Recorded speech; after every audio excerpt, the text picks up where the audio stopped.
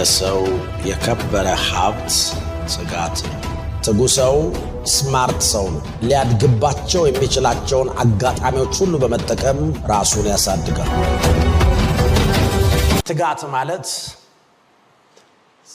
ጽናት ማለት ግግም ማለት በቃ ገገባ ነው። አገባ የሚገባ ያን ነገር ማሸነፍ ብቻ ያ ነው ትጋት ማለት።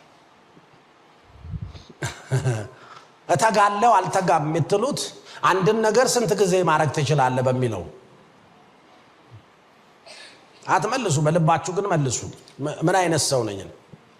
ብዙ ሰው ሸበሬበሬበሬ ሸበሬበሬበሬ ጌታዬ ብሎ የለም ይሁን አትድከም። እንደዚህ በሸበሬበሬ የሚመጣ ጌታ የለም።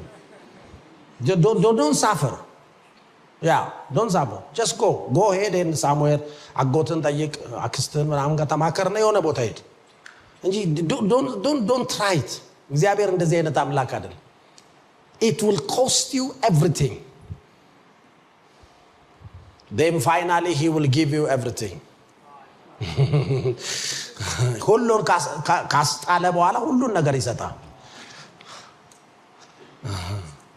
ግን ሁሉን ማይቀያየር ጽናት ይጠይቃል።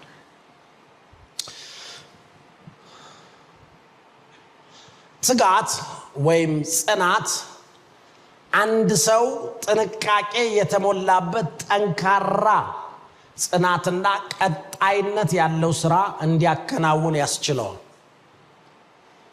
ትጋት ማለት በጽናት አንድ ሰው ጥንቃቄ የተሞላበትን ስራ እንዲሰራ ነው የሚያደርግ። በጽናት ጥንቃቄ የተሞላበት ሰው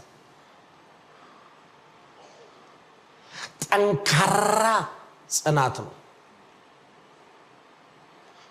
ለዚህ እኮ አንዳንድ ሰዎች ዓለም ላይ ሴሌብሪቲ የሚሆኑት። አንዳንድ ሰው እኮ በቲክቶክ ሴሌብሪቲ ለመሆን ይሞክራል።